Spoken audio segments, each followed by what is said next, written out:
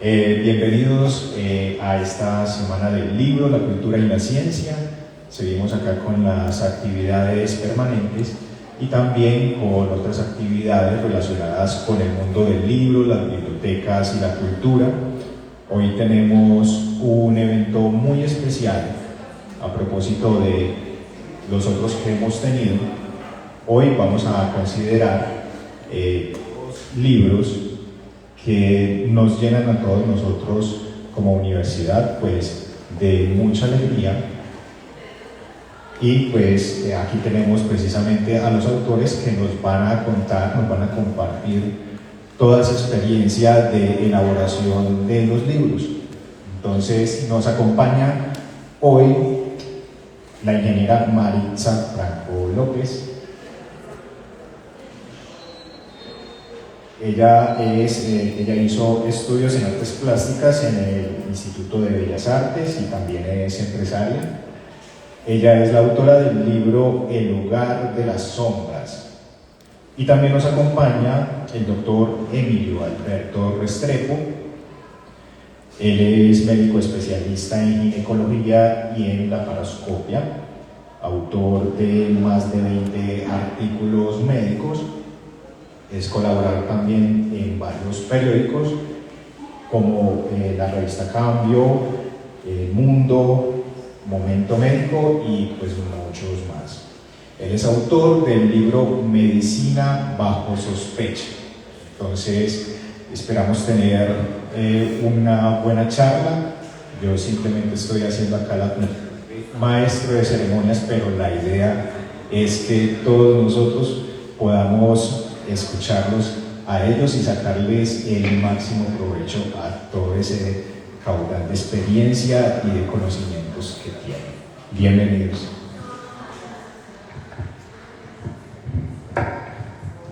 Muchas gracias por la presentación, muchas gracias por la invitación. Agradecemos al CES por la diferencia que tuvo con nosotros al invitarnos.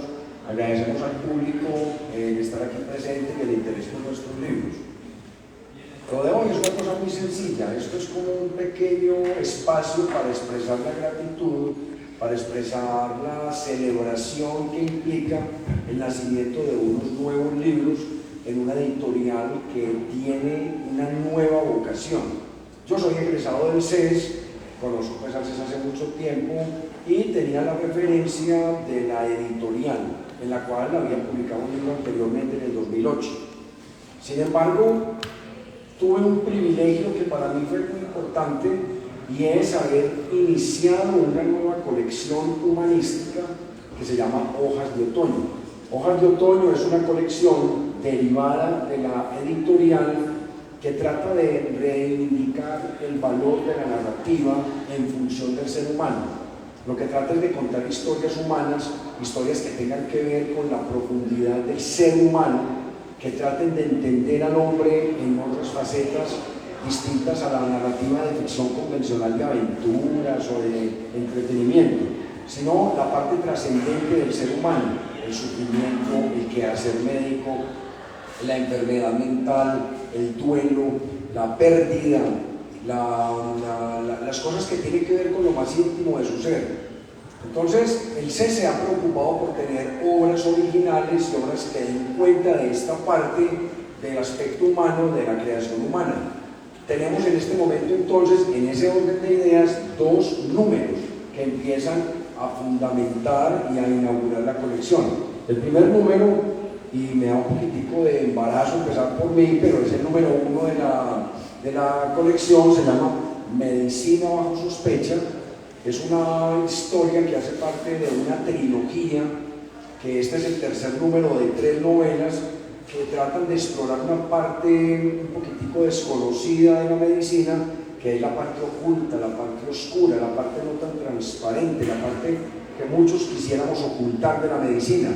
Y trata, si se quiere entenderlo así, de ser una novela de denuncia, y en este punto específico habla de la parte médico-legal, la parte que tiene que ver con las demandas y lo que implica una demanda y lo que implica la mala acción de los médicos o de pronto cuestiones éticamente reprobables. Entonces es una novela que cuenta historia la historia de la actuación de un médico como perito y todo lo que se deriva de la parte médico-legal.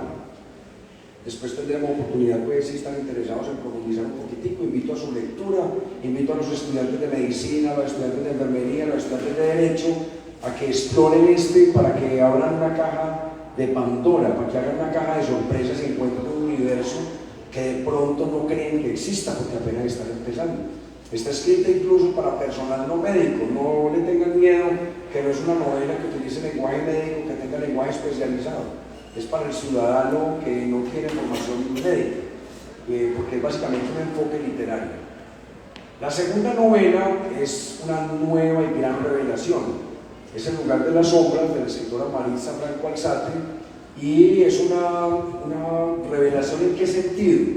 En que hace una propuesta muy novedosa y hace una propuesta, yo diría que original dentro de lo que yo conozco, sobre un universo que para la mayoría está por ahí acechando, pero no nos atrevemos a reconocer que existe, que es esa gruta oculta, oscura, húmeda de la depresión.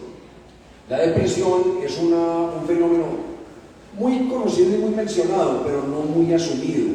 En la mayoría de nuestros hogares, en la mayoría de nuestras familias, hay alguna persona que en silencio está depresiva y está desmoronándose por dentro, se está rompiendo por dentro por ese monstruo que la está royendo, que es la depresión, y de pronto ni ella misma lo sabe. Porque la depresión es la gran simuladora. La depresión se puede disfrazar de arrogancia. La depresión se puede disfrazar de distancia con el otro. Se puede disfrazar de ser una persona antisocial o asocial que no es capaz de establecer relaciones firmes, respetuosas con el otro. Y sin embargo no logra cumplir todos los grandes criterios que dicta la medicina, y ahí está, destruyendo las relaciones humanas, destruyendo el amor propio, destruyendo la autoestima, impidiendo la creatividad, impidiendo sobre todo la felicidad, porque es causante de muchos divorcios, causante de mucho fracaso laboral, causante de mucha tristeza. Y ya cuando sale con sus criterios mayores que los médicos de pronto ya sabemos diagnosticar, pues ya cualquiera lo diagnostica. Pero las personas se pasan la mitad de la vida perdiéndose en su propia angustia porque no saben que está deprimida. Entonces una persona muy interesante y muy observadora como Maritza vivió mucha parte de su existencia sumida de pronto en ese laberinto sin salida, oscuro, húmedo, de algo que ella todavía no sabía que era la depresión. En el momento en que ella tocó fondo y ya era evidente que tenía una depresión, había pasado mucho tiempo, había tenido muchas rupturas, había tenido mucho sufrimiento y había perdido mucha alegría. Pero ella tuvo la oportunidad de reinventarse, tuvo la oportunidad de repensarse, se dio la oportunidad de tratarse y de entender que había algo que no estaba funcionando bien, lo asumió y dio un segundo paso, que fue una revisión inteligente, una revisión poética, una revisión analítica de algo que ella vio que además de a ella estaba afectando a muchísimas mujeres como ella o a muchísimas personas como ella, y entendió que tendría que hacer algo. Entonces ahí se juntó su segunda vocación, que es su vocación de escritora, y hizo el ejercicio, hizo la tarea, empezó a escribir una novela que inicialmente era un querido diario, después se volvió unos apuntes, después se volvió una colección de cuentos, y a lo último encontró un hilo narrativo que le permitió hacer una novela que ya cuando la descubrimos y el ser se interesó por ella y los lectores la hemos podido conocer, yo utilizo una palabra que no me parece exagerada, estamos deslumbrados con la novela. Porque la novela nos permite entender una mirada femenina que le hace mucha falta a la literatura, porque es que si bien hay grandísimas plumas femeninas en la literatura, ha sido muy dominada por los hombres y por el mercado editorial que siempre reivindica al hombre y lo favorece, pero estamos en mora de que nos manden las mujeres, como decía García Márquez. Maritza nos da una nueva voz, nos da una nueva propuesta y nos hace una mirada muy íntima, muy femenina y sobre todo muy poética. Al que le gusta la literatura va a encontrar cada frase en su punto, cada palabra simétrica donde tiene que estar, con una armonía, con una música y sobre todo diciendo grandes verdades. Entonces este es el verdadero hallazgo, porque la mía era una novela de trámite dentro de una obra que ya lleva 20 novelas, pues, y que quisiera hacer otras 10 o 20 o lo que me alcance. Pero Marisa nació grande, porque nació de entrada en su primera obra con una novela, cuando lo más común es que los autores nazcan con un poemario, el poemario de juventud que todos hemos hecho y el cual nos pasamos el resto de vida repitiéndonos, o la coleccioncita de cuentos que por ahí que el tío pagó la edición o que le pagaba la edición de regalo de grados, y entonces que sale por ahí una litografía y es la primera obra y todos nos ponemos muy contentos, pero que no tiene pues mucho valor. Pero esta año ahorita salió con una novela, en una editorial de prestigio y casi que inaugurando una colección. Entonces la gente la está mirando y la gente dice, pero ¿quién es esta niña? Entonces yo pregunto lo mismo, cuéntame todo.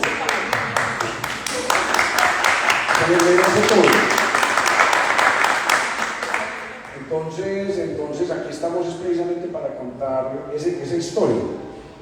Marisa, entonces cuéntanos tu primera gran motivación antes de saber que estabas deprimida, cuando encontraste que las letras te permitían comunicarte con el mundo. ¿Cuál fue tu primera aproximación a la literatura, o como lectora, o como escritora? ¿Cuál es el proceso?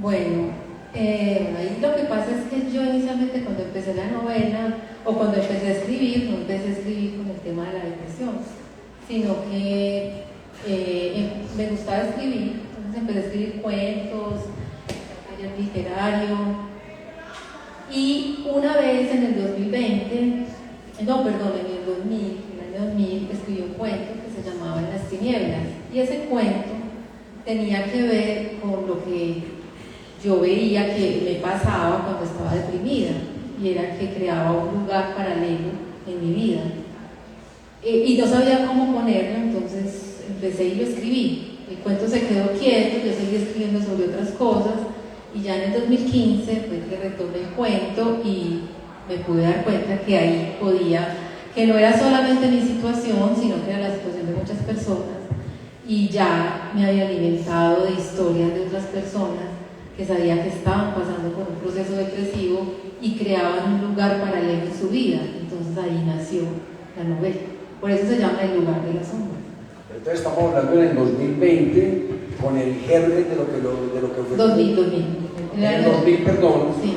Con lo que era un cuento iniciático, una toma de apuntes para hacer un cuento iniciático. Pero aquí estamos hablando de un libro de 190 páginas, fortísimo, lleno de personajes, lleno de historias, lleno de reflexiones. ¿Qué pasó entre un momento y otro, entre el 2000 y el 2022, que constituimos una obra tan completa, tan redonda? Entonces, ¿cuál fue el proceso de elaboración de toda esta obra?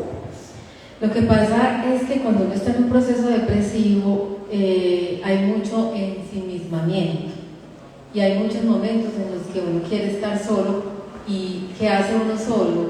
Pensar y darle vueltas a lo mismo y analizar lo mismo y tratar de encontrar una salida, rumiar, como dicen las psiquiatras.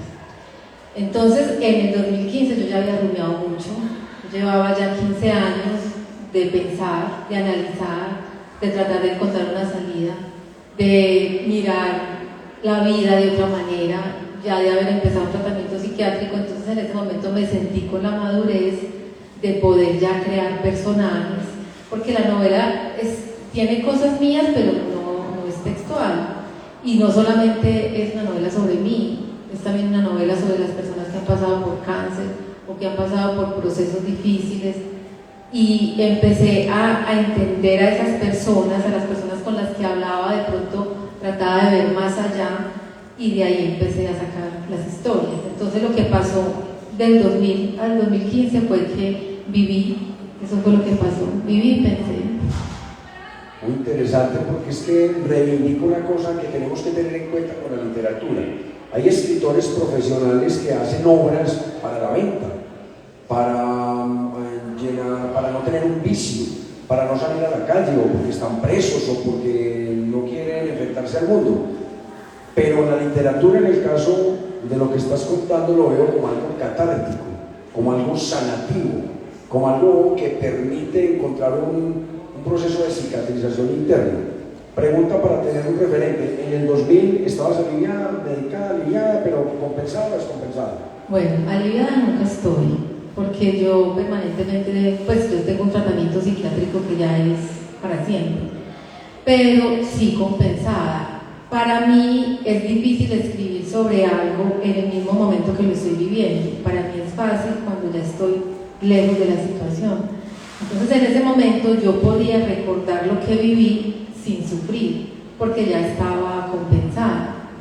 Entonces ya sí entendí y ya podía crear las historias sin sentirme tan involucrada, sino como un escritor, creando situaciones, creando ambientes. En ese momento sí la podía escribir. Si yo lo hubiera escrito cuando estaba pasando por ese proceso, a lo mejor no hubiera salido una obra literaria, hubiera salido un diario o unos poemas muy tristes, pero no una novela como ya estructurada, también después de haber leído, haber escogido autores que me gustaban. Ahí fue cuando ya pude crear, pero sí fue basada en apuntes y en cosas que fui tomando durante todo ese tiempo. ¿Y qué estaba mirando? ¿Estaba mirando como la posibilidad de servirle a otros o estabas viendo la oportunidad que vemos los escritores en historias que son dignas de ser contadas? ¿O pensaste que necesitabas como vaciarte tu cabeza todo ese mundo de cosas que tenías adentro? ¿O simplemente necesitabas matar el tiempo? ¿Cuál fue tu motivación como escritora? Porque la historia las tenías todas. No, a ver, con la novela y pues sí, y quiero pues en este momento, volviendo a lo que inicialmente está diciendo Emilio, me pasó algo particular. Primero, la publiqué acá con el CES, que cuando pues Emilio fue el que me presentó a Roger, yo tenía un poquito de susto porque yo decía, yo no soy médica, yo soy paciente. A mí alguien me preguntó, ¿y cuál es tu especialidad? Yo no, yo soy paciente. Entonces yo como paciente no pensé que de pronto el CES me iba a publicar una novela porque yo no era médica, cuando me di cuenta que no, que ellos estaban buscando pues era un tema como literario. Y ahora que la novela salió, ha tenido una reacción de que la gente se siente de alguna manera no ayudada, porque no es un libro de autoayuda, pero sí entendida. Porque como se pinta cómo es una persona en un momento depresivo, hay personas que lloran cuando la leen porque sienten que se están identificando con eso. Entonces yo lo que quería era mostrar el dolor, que cuando una persona leyera sintiera lo que siente una persona depresiva y de pronto se podía sentir un poquito entendidas, porque a veces al depresivo no lo entienden, a veces no, casi siempre, el depresivo es muy difícil de entender. Entonces yo quería que se sintiera el insomnio de la protagonista, que se sintiera la soledad, eso era como lo que yo quería, y resultó que la gente la lee y se siente como ayudada, pero no es ayudada porque les dé la receta para ser feliz, sino porque se siente escuchada. Eso es lo que yo siento con la novela. Como al estilo de Marco Mejía, que decía que las penas son más llevaderas cuando se comparten. Exacto. Bueno, el tema de esta conversación es de qué hacer al hacer, ¿cierto? Y yo creo que cuando se hace algo, cuando se dedica a hacer algo, hay cosas que se muestran y hay cosas que por alguna razón no se muestran. Y me parece que ese es como el hilo conductor de las dos novelas, que se muestran cosas que en el quehacer se van ocultando. Y me gustaría saber qué pensaron ustedes. Bueno, aquí tenemos esta obra, pero ¿qué va a pasar cuando todo el mundo sepa que se quitó ese telón y que se está mostrando una cosa tras bambalinas que nadie se imagina, o que algunos se podrán imaginar pero no alcanzan a dimensionar, pues la gravedad o también el desazón que pueda eso generar? Bueno, pues en el caso mío, yo siempre he sentido que la verdad libera. Entonces, aunque es parte de mi vida la que queda expuesta, es una especie de liberación y también de que la gente conozca y sepa y entienda una verdad que todavía se mete bajo el tapete. Entonces, al depresivo o a la depresión a veces es mejor como sacarla de la casa, no reconocer que alguien la sufre.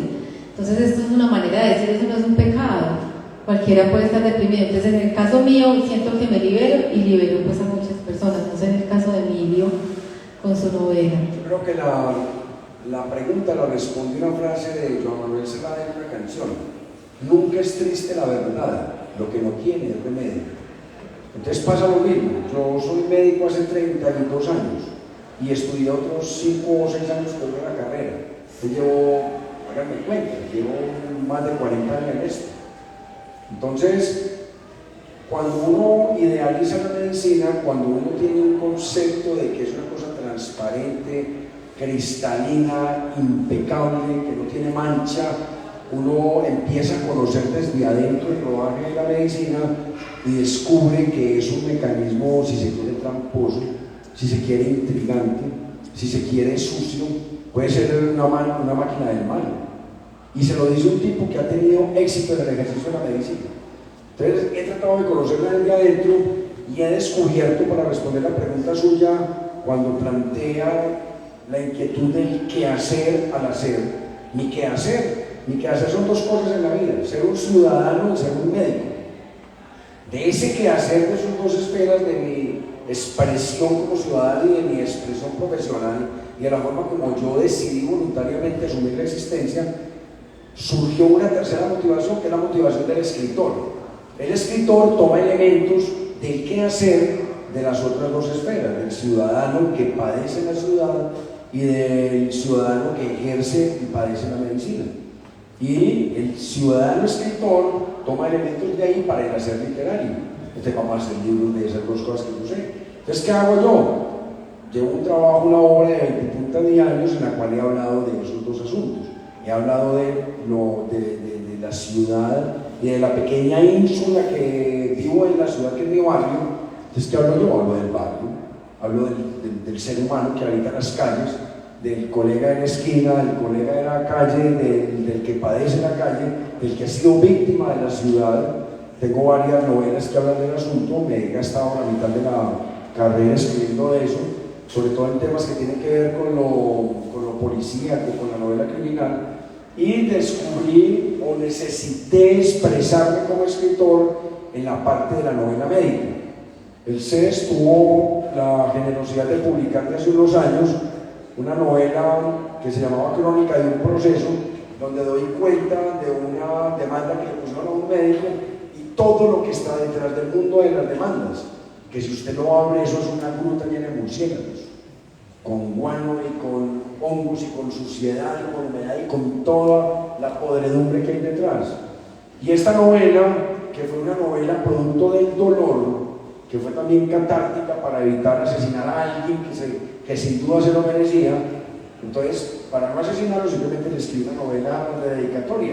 Entonces, del qué hacer de una complicación médico-legal surgió el hacer un libro que, como usted bien lo sabe, es una novela exitosa aquí en el CES, porque es una novela institucional y la leen todos los estudiantes cuando están en el primer semestre. Crónica de un proceso.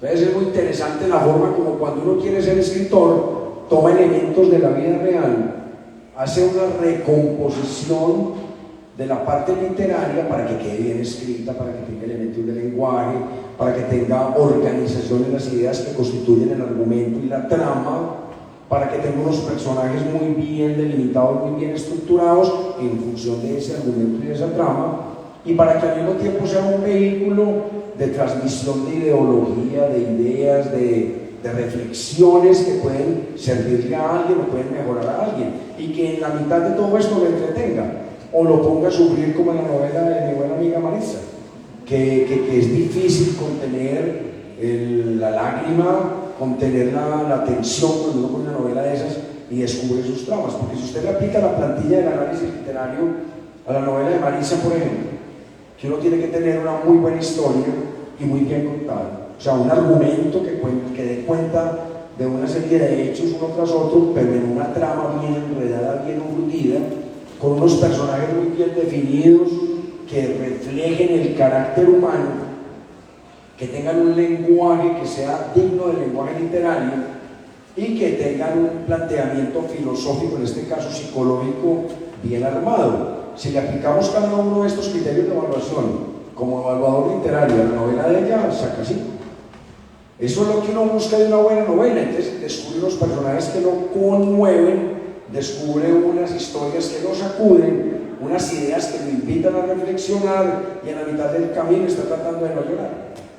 Así como las novelas de humor pretenden hacerlo reír a uno, o las de intriga pretenden hacerlo intrigar, esta novela digamos de drama humano, de drama psicológico, logra su cometido, que es hacer una profunda reflexión sobre gente que no está pasando bueno en la vida, gente que está sufriendo. Entonces ahí está el verdadero ejemplo que responde al postulado de la charla, del quehacer de una persona que se sintió paciente psiquiátrico y descubrió que estaba en un lugar equivocado del mundo, al hacer literario de una persona que tuvo la fortuna de salir, de reinventarse y de dar un testimonio.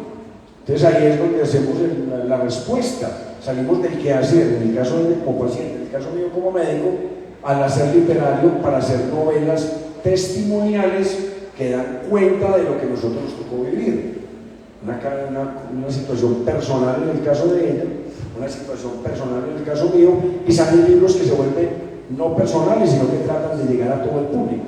Yo tengo una pregunta, Emilio. En el caso mío, pues sí fue un proceso de pensar y de vivir en la depresión.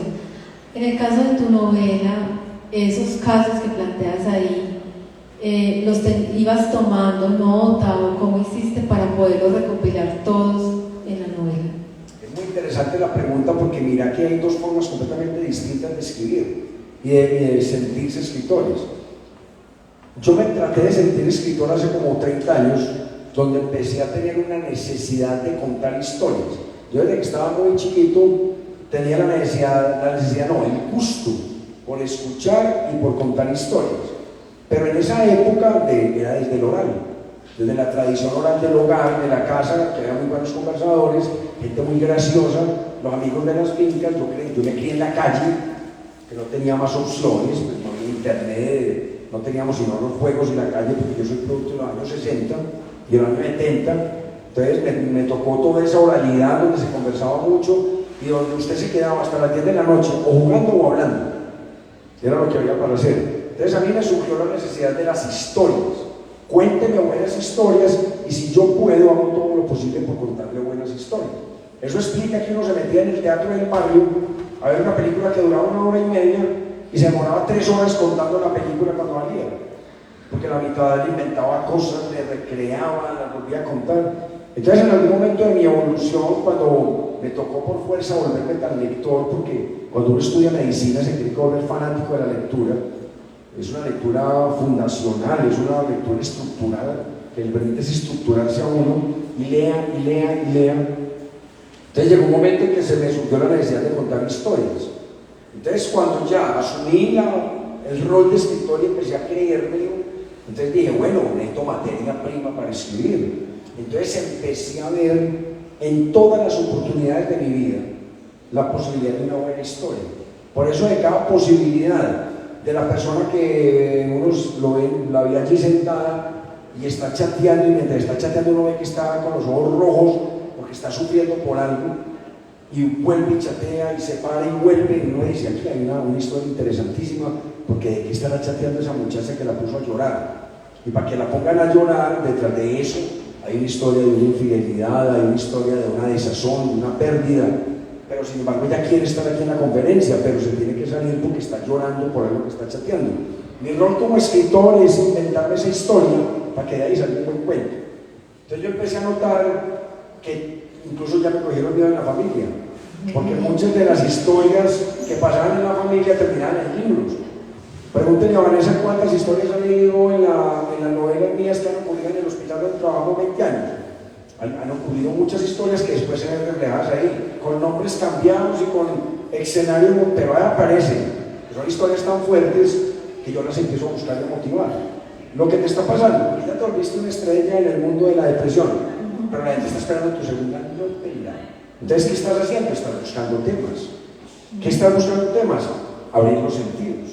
Uno tiene que llenarse de temas o desde el exterior o desde el interior. Cuando uno es un escritor muy brillante y es un poeta interno y es un gran creador, las ideas surgen desde adentro, entonces uno la llama Borges. o uno le llama García Márquez cuando le pasan esas cosas. Pero cuando uno no es ni Borges, ni García Márquez, ni Cortázar, que se inventan sus propios universos, uno tiene que alimentarse de los universos externos. Entonces uno se alimenta de la historia del taxista. Vamos a ver cuánta historia aparece con Darío Gómez, ahora que está todavía caliente por allá.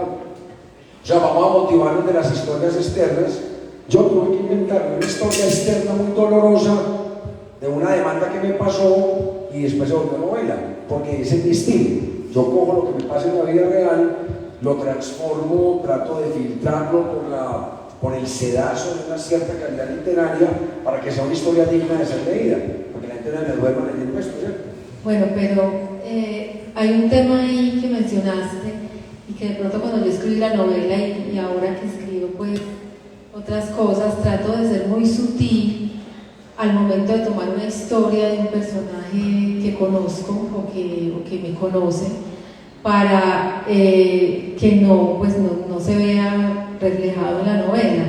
¿Cómo manejas eso, pues teniendo en cuenta que son historias de compañeros tuyos del hospital, como lo dijiste ahorita? Sí, y ahí es una línea delgada y peligrosa, y me han hecho reclamos. Pero entonces yo tengo que ser un poquitico hábil, tengo que cambiar nombres, tengo que cambiar características. Por ejemplo, aquí el protagonista principal en la vida real es una médica y el protagonista secundario interesante es una fiscal. Y aquí el protagonista es un médico y el agresor antagonista es un fiscal.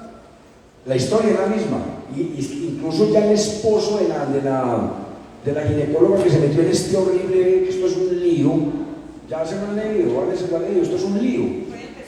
La complicación que pasa aquí, yo la vuelvo a leer y me sigue dando miedo. Lo que le pasa al protagonista es escabroso. Entonces el esposo, por supuesto, al ver la historia, reconoció la historia de su ex mujer ahí. Y yo, a mí me parece, eso está muy raro.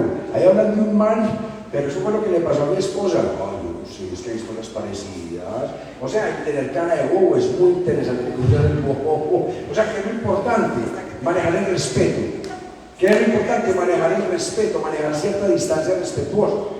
Cambie los nombres, no vaya a utilizar nombres que lo puedan meter a usted en conflicto médico-legal. El doctor Joaquín Elías Buritica López llegó a mi consultorio y me tocó y me hizo tal cosa. Y el doctor Pedro Buritica dice, pero ¿cuándo hice yo eso? No vaya a cometer esa torpeza. Entonces usted cambia los nombres, cambia cierta, no da la oportunidad de que le entre. La historia sigue siendo fuerte, eso es lo que lo va a impactar. El personaje sigue siendo fuerte, cámbiale cosas. Por ejemplo, aquí hay un personaje muy interesante que para mí es el prototipo del pícaro médico. Es un especialista importantísimo en la ciudad. Se fue a estudiar a un país, un segundo posgrado. Y cada que yo iba a los congresos me lo encontraba. Y me decían, es que el doctor está haciendo un posgrado en tal país. Y yo cada que iba a los congresos, cada que iba al centro me lo encontraba. Yo decía, pues ¿en qué momento está haciendo un posgrado en no sé dónde? Si cada que salgo me lo encuentro. Entonces un día recurrí a mi viejo amigo el Guano, que el Guano es lo mejor para abrir piernas y para abrir conciencias, y entonces lo confesé. Y muerto de la risa, porque se creía muy pícaro, me contó muchas de las verdades. Cuando se cansó de decir mentiras, cuando se cansaron de escucharle las mentiras y las disculpas, un día que necesitaba venir aquí a hacer un contrato como de 800 ecografías que le dio un EPS, le dijeron, hay 800 ecografías para hacer en varios pueblos de la costa. ¿Usted las hace? Sí, yo las hago. ¿En qué fecha? No, yo le aviso. Y lo empezaron a acusar. Cuando vio que le dieron la fecha y no le dieron el permiso, porque ya había gastado todos los permisos allá donde estaba estudiando, que yo aquí digo que es en Argentina, pero en la vida real era en el extremo del continente, para no decir México, porque no me pillan. Entonces el man lo que hizo fue, como el médico y es muy hábil, cogió silocaína y se infiltró silocaína aquí en la piel. Se infiltró silocaína. Se hizo una rayita con un bisturí y se puso unos hilos de sutura. Y en la historia clínica de un hospital cualquiera por allá del país donde estaba, se hizo una historia clínica como si le hubieran operado una hernia inguinal. Llegó con la historia, llegó con la cicatriz, no con la herida todavía caliente. Me operaron, me dieron 30 días de incapacidad. Y el pícaro se vino 30 días para acá. Cuando le faltaban 5 días, para volver, entonces no, se me infectó y hay peligro de que se me abra la herida. Entonces ganó otros 15, porque aquí cualquier colega le dio otros 15 o 20 días de incapacidad. Se sacó 2 meses y medio y no hizo 800, hizo 1400 ecografías. Y ese día nos tomamos los guaros de cuenta de esas 1400 ecografías. O sea que yo siempre pensaba que Medicina Bajo Sospecha es una novela que se la deben de leer todos los que están estudiando medicina para no cometer las cosas que pasan ahí. Me parece muy sucio todo ese tipo de cosas. Entonces, ¿cómo voy a perder esta historia? Si yo lo que estoy buscando es el qué hacer, ser médico, ver lo que está bueno, es que lo que está bueno ya ni se cuenta porque se da por descontado que es lo que hay que hacer. Yo para qué cuento que un doctor es muy bueno, muy aseado, muy querido, muy justo y trabaja de 8 a 12 y cura muy bien sus pacientes. Se aburre en la primera página porque eso es lo normal, pero cuando me aparece un pícaro de estos, yo empiezo a tener insomnio y a soñar con él. ¿Qué es esta maravilla de Rufián? ¿Qué es este bandido? Me encanta, o sea, lo odio en su quehacer ético. Yo no quiero que mis alumnos sean como él. Yo también soy profesor de hace más de 20 años, yo no quiero que mis alumnos sean como él. Yo no quiero que la medicina se base en esos antivalores, no quiero eso. Pero literariamente eso es una maravilla, por Dios. ¿Dónde está usted, señor Guarda? Venga, cuénteme cosas. Entonces ya como un personaje que me estabas preguntando, entonces empiezo a cambiar una cantidad de cosas. Ya no es de tal parte del país, sino de otra. O sea, ya no es costeño y no pastuso. Ya no es gineconcólogo, sino ortopedista. Ya no está en México, sino en Argentina. Pero la corta es la misma. O sea, si el tipo en su libre albedrío la lee, él dice, pucha, esto está como tan parecido a este que tengo en el espejo. Si el tipo la lee. Ahora, si el tipo me hace el reclamo, yo digo, pues es que yo no te veo por ninguna parte. Pues yo no te veo y los caballeros no tenemos memoria. ¿Cómo me contaste eso una vez tomando trago? Yo no me acuerdo. Porque es que es una ventaja de ser desmemoriado y estar en la edad donde empieza a trabajar la demencia senil, que uno pueda parar en ella. Entonces eso es una de las ventajas que tiene. ¿Cuál es el mensaje serio de esto? Tome lo que le sirve, pero no de papaya, porque la fiscalía y los abogados están con las ganas de demandarlo por todos los lados y uno tiene que respetar al otro. Entonces, el tipo hace ese tipo de hechos que son tan atractivos desde el punto de vista del malindraje, de la mala acción que alimenta la literatura, que yo no lo voy a desperdiciar. ¿Cómo voy a desperdiciar? Yo, si a mi consultorio llega una señora, se levanta una monja, se levanta la bata y es una monja con 9 meses de embarazo. Si hay un ginecólogo muy interesado en ayudarle, pero hay un escritor desesperado por saber qué hay detrás de esa historia. Y si la quieren escuchar, busquen en YouTube Un asunto sorprendente, Emilio Alberto Restrepo, para que vean en qué pasa esa monja. ¿Cómo voy a perder esa historia? Y yo resolví el problema. Y le resolví el problema a la monja de 9 meses de embarazo. Pero el escritor estaba enloquecido, el escritor sufrió fiebre 3 días seguidos para escribir esa historia. Y estaba en todas partes, tiene no sé cuántas miles de visitas en YouTube, lo pueden ver, Un asunto sorprendente en YouTube, Emilio Alberto Restrepo. ¿Cómo va un médico escritor a perder esa historia? Cambia uno mucho los pormenores de la historia, los detalles, para que nadie se sienta ofendido en su dignidad. Pero la historia la pierde. Bueno, ahí yo veo que son distintos pues las motivaciones para escribir. Porque en mi caso es más un tema anterior, más un tema de adentro. Digamos que en el caso tuyo, vos te fijas mucho en las historias de afuera. Claro, lo bonito de la literatura. Mire, 2 novelas que son hermanas gemelas, son hasta parecidas en el diseño, porque obedecen a un diseño estructural de la colección. Pero mire la diferencia tan creativa, tan formativa y tan estimulante de todo. Mire la escritora, su visión delicada, poética, femenina, intimista, reflexiva, respetuosa, que da cuenta de unas cosas íntimas que nadie se atreve como a hablar en voz alta porque sacude la conciencia del resto, sacude la conciencia de los personajes que están alrededor de ella, que la dejaron sola en su infierno. Entonces eso es muy estimulante. Y ven la otra dimensión del escritor, el que está afuera, el que habla más duro, el que está pendiente de las historias externas, el que no es para nada intimista, sino por el contrario es extrovertido, el que quiere narrar haciendo énfasis más en la historia que en el personaje, que la reflexión interna no lo sacude mucho, sino más bien la reflexión ética externa, y los dos están en la misma conexión y los dos alimentan novelas que son de buena calidad, con un lenguaje poético, con un lenguaje más prosaico, pero prosaico no de ordinario, diría yo, sino de prosa, que el lenguaje poético de ella, que es de una alta refinación poética, en la misma colección. Eso da cuenta de la diferencia de los seres humanos y la forma como se complementan los seres humanos, de que dos personas completamente, radicalmente antagónicas pueden hacer obras que alimenten una colección digna de ser leída, y que invitamos a toda la comunidad universitaria a que se motiven a conocerla.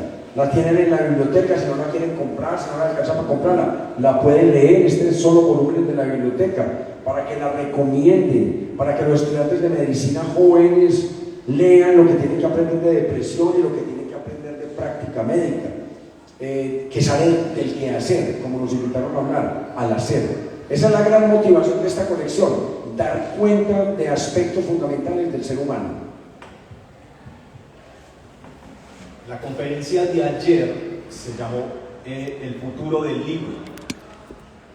Hubo una parte en los comentarios, en el último tramo de esa charla, en la que los participantes daban algunos comentarios, algunas precisiones, y me sorprendió mucho la doctora Yolanda, que hizo alusión a ese nicho, a esa partecita donde se cultiva ese lector. La conferencia de ayer fue enfocada al libro como objeto y también como no objeto en el sentido que está pues ya en el ciberespacio y ya depende de un algoritmo. Pero la doctora Yolanda mencionaba el hogar, es el sitio donde el lector se forma a través de la conversación, del intercambio con los familiares. Y ahora que estamos viendo otra cara de la moneda, que es la de los autores, me preguntaba cómo era ese nicho, ese caldo de cultivo que hace al autor, y muy bien lo respondió el doctor Emilio, en el caso de él, que es la calle, la gente, ver las situaciones. Ese es como el nicho, y muchas veces hay cosas que no nos gustan, o hay cosas que son demasiado duras para contar, pero que él muy hábilmente pues lo hace a través de sus libros. Entonces me llama mucho la atención esas dos facetas de la lectura y de la escritura, ya que menciona el doctor Emilio esa parte de la calle, del escritor de campo, pero también ha habido esa parte también de inspiración, de pronto también literaria, de algún autor que en tus lecturas o en sus lecturas los haya inspirado, los haya mostrado otras cosas, otras herramientas, porque esa esfera del escritor también es otro mundillo, ¿cierto? Y hay que poner en práctica otras dinámicas, por ejemplo el mismo acto de escribir, hacerlo bien, porque las historias están, pero el escribirlas y escribirlas para que otras personas se enganchen con ella, no todos lo tienen, y ustedes pues les sobran. Entonces me gustaría saber qué otros escritores, qué otras escrituras pues los han a ustedes enriquecido. Bueno, pues a ver, a mí siempre me ha gustado mucho Cortázar. Rayuela, pues su novela más conocida. Cuando yo la leía, a mí me gustaban mucho los análisis que él hacía de las cosas de la vida de su maga, y cuando estaba escribiendo la novela, por ejemplo Las cenizas de Ángela, La historia interminable, busqué lecturas, o tenía ya el pasado de lecturas que se iban mucho al análisis de las situaciones, del interior. Esos son los tipos de lectura que a mí me gustan. Me imagino que en el caso de Emilio es más lo policíaco, lo investigativo. Pero eso fue más tardío, yo soy producto casi que del boom y del post-boom. A nosotros nos tocó las lecturas obligadas de colegio y de escuela y colegio de los autores del boom latinoamericano, por supuesto Cortázar. A mí me influyó más como cuentista que como novelista. Como novelista me podía aburrir incluso, me puede aburrir, pero como cuentista eso era una cachetada, eso era una sacudida a cada uno de los cuentos de Cortázar y los de Benedetti de la época. A mí Benedetti también me gustaba más como cuentista que como poeta, que él era el poeta de mi generación, el poeta que todos teníamos obligados en la mochila. Pero a mí me da un poquitico de pena no reconocer que me gustaba más como cuentista, porque me gustaban las historias, que como poeta, aunque me había leído el inventario unidos, subrayado y 2 o 3 ediciones piratas. Entonces, el boom y el post-boom. Por supuesto, la literatura policíaca norteamericana, empecé a leer también joven, que era Hammett, que era Raymond Chandler, que eran los duros, los de detective salvaje uno. Marlú. Me leí también los autores del boom, por supuesto García Márquez y Mario Vargas Llosa. Vargas Llosa sigue siendo fundamental, uno de los narradores más potentes que yo conozco. Todos quisiéramos ser como él, con esa erudición, con esa profundidad, con esa forma de narrar, con esa forma de mirar el mundo, con esa efectividad narrativa que todos los que queremos escribir la quisiéramos tener. Entonces, y ya sí, siguen las lecturas desordenadas. Tuve una época de muchos bestsellers, de leer bestsellers, pero volví otra vez al cuento, volví a Rubén Fonseca, narrador total, sobre todo de cuentos. Básicamente son lecturas que me incluyen. Y en cuanto a la formación, porque Maritza es también hija de un taller de escritura. Sí, o sea, sí. Cuando ya empecé a sentir que me gustaba escribir, que me gustaba crear historias, sí siento que la academia es importante. En este caso, los talleres literarios ayudan mucho cuando uno lee un texto en el taller y el uno opina, el otro dice, el profesor dice, uno con eso va formándose y va mirando qué le gusta, qué no le gusta, inclusive en las lecturas de los otros compañeros. Entonces desde el 2000 empecé el taller con Mario Escobar y ya seguí después con Luis Fernando Macías. En este momento estamos con uno de Pablo Montoya, pero permanentemente estoy buscando el aprendizaje, porque solito uno en la casa escribe, pero se ve una cosa más que le gusta a uno y ya, pero es muy importante que lo lean y que lo escuchen para uno darse cuenta si tiene un valor no solo para uno, sino para los demás. Tengo curiosidad por esa etapa. Cuando llegaste al taller, me gustaría saber cómo estabas, si pues, de pronto de ánimo, ya tenías algo escrito y querías precisamente saber si valía de algo o no, cuáles eran tus expectativas. Bueno, yo cuando llegué al taller llegué con un cuento pues que era lo más triste, o sea, muy triste, pues se llamaba Mis dos amantes y trataba de la alegría y la tristeza, y se suponía que la amante en ese momento era la tristeza, o sea, era un cuento muy triste, pero una hermana lo leyó y me dijo, yo nunca se me hubiera ocurrido escribir esto, ¿por qué no vas a un taller?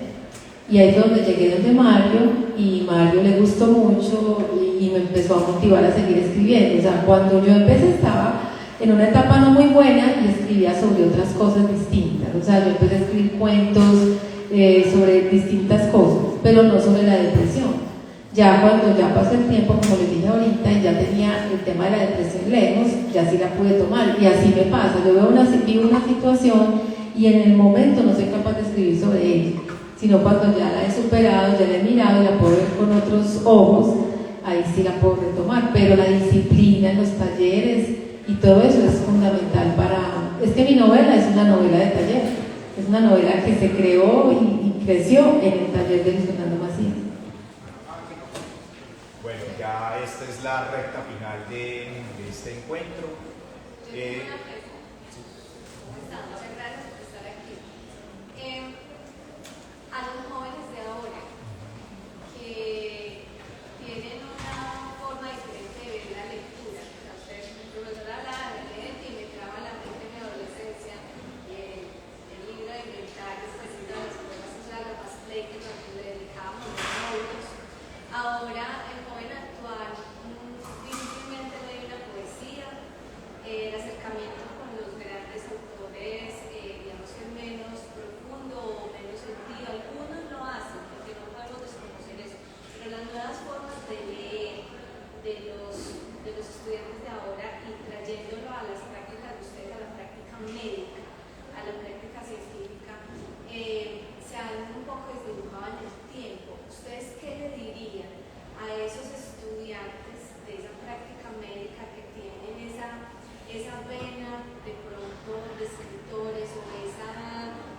intención de escribir, pero que no se crearon como los otros menos internet y más libro, más cultura, y que además de eso están mediados por una cantidad de otros elementos audiovisuales.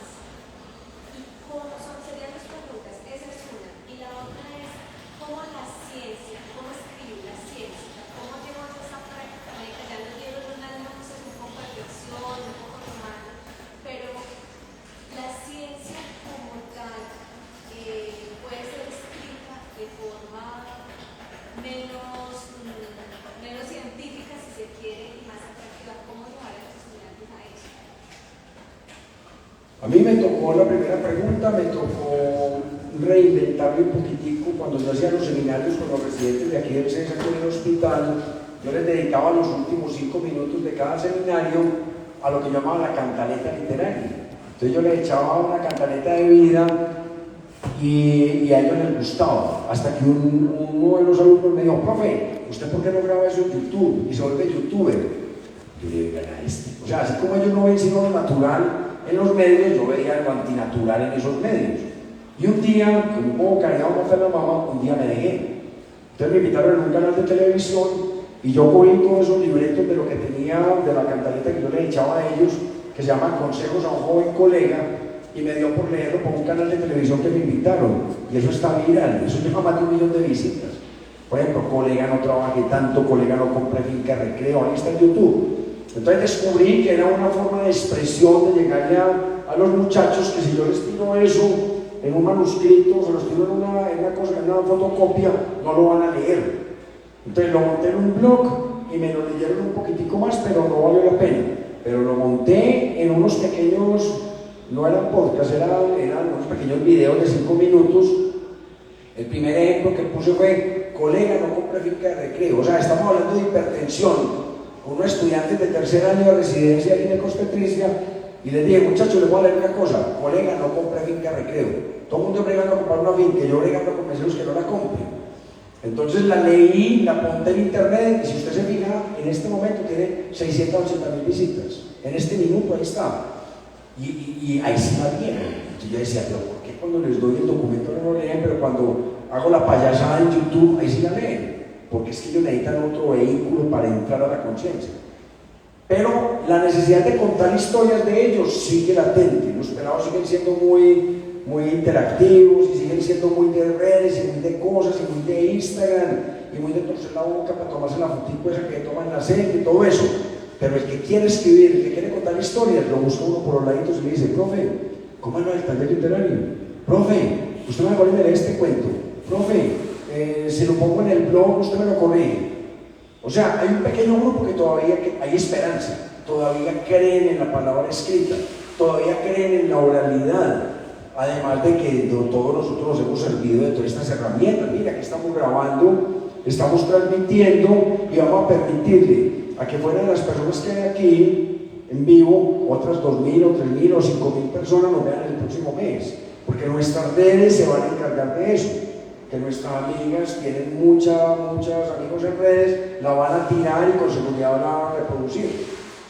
Entonces tenemos que utilizar los medios que tenemos. ¿Para qué vamos a prescindir de los medios? Uno no puede ser un anciano cacreco que diga que lo único bueno es lo viejo y lo único que sirve. No, ¿qué puedo aprender y qué puedes vos coger de esto?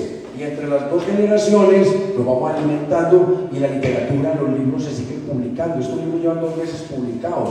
O sea, en la época de la interacción y del ciberespacio, veanlo en físico, y ya se vendió todo. Se vendió la primera edición, tenemos la editora aquí, se vendió toda la primera edición. Entonces hay esperanza, los libros se siguen vendiendo, los muchachos del CES vienen y lo compran, y con tal de que haya descuento lo compran. Entonces ahí lo siguen y no todo está perdido. Hay que acercarse a esos lenguajes, hay que utilizar. En estos días una muchacha me dijo que si le molestaba que hiciéramos un cómic de alguna de las historias que tengo, unos muñequitos, y yo, por Dios, que es esa emoción, venga a ver, cuénteme cómo vamos a trabajar en eso. No me ha vuelto a llamar, pero sé que está en la idea. O sea, hay que buscar nuevas formas de lenguaje, nuevas formas de expresión, nuevas formas de llegar a nuevos públicos e ir alimentando públicos, porque creemos que todavía hay esperanza. Para el cerebro todavía hay esperanza. Bueno, yo no soy médica, pero yo pienso que los pelados de ahora les gusta mucho leer las sagas que son pues unas cosas de este tamaño, y yo las veo y yo no, pero tan tesos, o sea, eso cogen un tomo tras otro y se lo devoran. Pero lo que decía Emilio, ese lenguaje, a mí me encanta el lenguaje de antes y que se detalle y los libros gordos, pero ya no. O sea, a ellos les gusta, por ejemplo, esas sagas porque son fáciles de leer, porque casi todas terminan en película, pero de todas maneras, cuando ellos leen, se les empieza a crear la necesidad de escribir. Y casi siempre cuando son tan amantes de la lectura, terminan escribiendo. Y acá voy al tema que muchos de ellos en la soledad que viven ahora, porque ellos viven ya como con el celular, uno ve a las mamás con los niños de 3 años que para entretenerlos les entregan el celular, entonces ellos ya viven en esa soledad. También esa soledad muchas veces los lleva a escribir. Ahora, ya como por la parte médica, por eso decía pues que era más Emilio el que podía dar la respuesta de cómo pueden ahora los pelados pues, que están estudiando medicina poder volver lo que estudian o entender que pueden crear también ellos una propia historia, así como lo hizo Emilio o como lo puede hacer, como lo hice yo, es basándose como en lo que están viviendo ahora. Y la lectura, así sea lectura de sagas, les puede ayudar a eso. Ya es muy difícil pues uno ver un niño o un joven de ahora leyendo pues el Quijote, eso es casi, o leyendo Benedetti, eso es muy difícil. Pero lo que ellos leen tampoco es tan malo. Pues yo una vez empecé a leer una saga de esas y es entretenida. Hay que tener la esperanza de que esas lecturas los lleven también a ellos a crear sus propias historias. ¿Hay más preguntas o precisiones? Buenas tardes y gracias por estar aquí compartiendo tanta vida personal de ustedes, doctora Maritza. Me llega mucho, porque a mi edad, 72 años, es compartir una privacidad, y eso valoro para ustedes dos, doctor Restrepo también, porque son casos de la vida real y muchos valoramos eso, que sea de la vida real porque es lo que nos identifica. Y gracias por compartir esos consejos. Yo sí les quiero preguntar a ustedes como persona natural, como seres humanos, aparte de que se sienten realizados expresando en un escrito de historias de la vida real, ¿cómo se motivan ustedes mismos? ¿Cómo se aman ustedes mismos? Aparte de hacer esa parte del escrito, como seres humanos, con su parte interior, con su niño interior. Ese es mi tema. Gracias. Bueno, pues, a ver, ¿cómo lo hacemos? O sea, por ejemplo, ¿cómo hago para exponer la situación que viví en un papel? Esa es como tu pregunta. Sí, ¿cómo dejas eso de perder la pena y de decir no voy a expresarme y así yo me voy a sanar contando? Bueno, yo pienso que esa sanación o esa pena yo la perdí en los talleres, porque cuando uno escribe, o sea, la primera vez que yo fui a leer una cosa en un taller, yo decía, yo no voy a ser capaz, pues, ¿cómo voy a leer esto? Bueno, cuando uno... llorando en los talleres. Ah, no, yo esta novela la escribí con lágrimas, o sea, yo leía un capítulo y a llorar, entonces, pues, porque es ir sacando, pero cuando yo leía en el taller, me parecía muy particular que cuando ya se acababa el taller y todos nos despedíamos, al final me decían, ay, mi esposo está pasando por eso, yo pasé por eso. Entonces, pero me lo decían en voz baja, a mí me pasó eso que dice ahí. O sea, y yo empezaba a sentir que me sentía valiente. Yo decía, yo fui capaz de leerlo, yo lloré, pero no soy la única. Y cuando uno lee, por ejemplo, a Fernando Vallejo, con su novela El Desbarrancadero, que él expone su familia, expone lo que tenga que exponer, yo digo, bueno, ya más adelante uno va perdiendo cada vez más el miedo. Yo siento que yo con esta novela perdí mucho miedo, porque o sea, la gente la lee y yo, pues sí, soy yo, pues si lo quieren asumir que soy yo, pero es que la vida es la vida y uno no debe sentir pena por lo que vive. O sea, si a uno le tocó vivirlo y lo superó, otro también lo puede ver así. Y ya cuando cada vez más, es más, en el olvido que seremos, me acuerdo que una hermana mía conoce a la hermana de Héctor Abad o algo así, y decía, ay, ese que nos banderió a todos en esa novela. O sea, es como sí, uno va exponiendo su vida, y cuando vos estás en un taller perdés el miedo. Yo terminé esa novela y ya todos los detalles sabían cómo habían sido muchas cosas de mi vida, y entonces eso le da a uno valor, y si gustó, pues si me toca contar otra historia la cuento, y ya no importa, y te libero. Bueno, ya con esto damos por terminado el evento de hoy, pero los invitamos a todos ustedes a seguir con las actividades de la Semana del Libro, la Cultura y la Ciencia aquí en la Biblioteca Fundadores.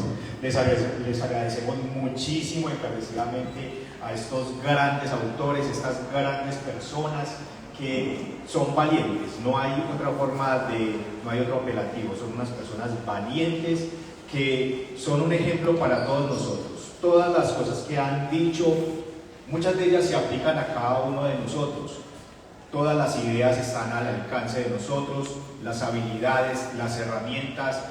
No es sino necesario ponerle un poquitico de atención a estas personas y animarse a escribir y también a leer. Eso también es una de las invitaciones que nosotros hacemos acá desde la Biblioteca Fundadores. Entonces les damos muchas gracias a todos ustedes, los asistentes que están acá, y también los que nos están viendo en el directo. Les agradecemos muchísimo y que sigan acá con nosotros. Hasta pronto.